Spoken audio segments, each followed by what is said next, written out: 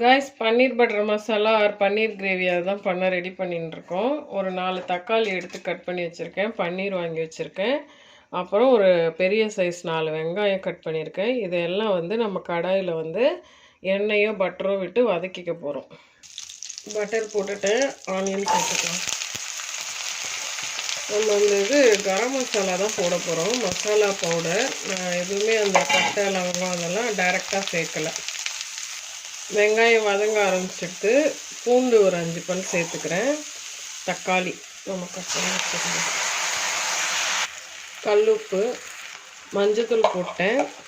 கரம் மசாலா ஒரு சின்ன ஸ்பூனில், சில்லி பவுடர், இது எல்லாமே நல்லா மிக்ஸ் பண்ணிக்கலாம். ஒரு 2 பச்சை மிளகாயும் சேர்த்துருக்கேன்.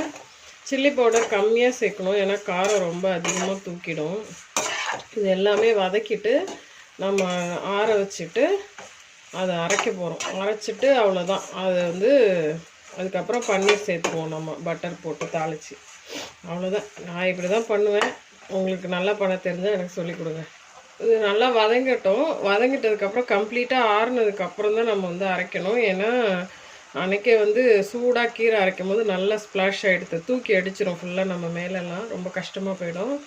ஸோ இது வந்து நல்லா ஆற வச்சிடலாம். நம்ம இதில் தண்ணி எதுவும் விடலை. அதுலேருந்தே தண்ணி அந்த ஜூஸ் அந்த அதில் தான் அது வேகுது. வேணும்னா நம்ம கடைசியாக சேர்த்துக்கலாம்.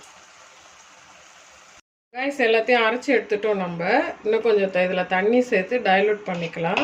இது அரைக்கும் போது ஒரு பிஞ்ச் வந்து கசகசாவும் ஒரு ஸ்பூன் வந்து பொட்டுக்கடலையும் சேர்த்து அரைச்சேன். நான் இந்த வீடியோவில் காமிக்கல, அது இன்னும் கொஞ்சம் திக்னஸாக இருக்கும் அப்படின்றதுக்காக பண்ணேன். உங்களுக்கு வேணும்னா நீங்கள் சேர்த்து அரைச்சிக்கோங்க, அரைக்காட்டியும் பரவாயில்ல. இது வந்து ரைஸ் கிரேவி வந்து நம்ம கொதிக்க விட்டுட்டோம். அடுத்த சிம்மில் வைக்கணும், இல்லைன்னா வந்து நமக்கு வந்து தெறிக்க ஆரம்பிச்சிடும். பன்னீரை வந்து தனியாக பட்டர் போட்டு ஒரு லைட்டாக ஒரு வதக்கிட்டு இதில் நம்ம சேர்த்துக்கிறோம். அதே பட்டரில் போட்டு ஒரு வதக்கிட்டு லைட்டாக மேத்தி லீஃப் சேர்த்து கலரிட்டோம். நம்ம ரொம்ப டேஸ்ட்டாக இருக்கும். சிம்பிள் மெத்தட் இது. ஹோட்டலில் எப்படி பண்ணுறாங்கன்னு தெரியாது, பட் நான் வீட்டில் இந்த மாதிரி ரொம்ப டேஸ்ட்டாக இருக்கும். எல்லாம் பிடிக்கும். பாருங்கள். Thank you much.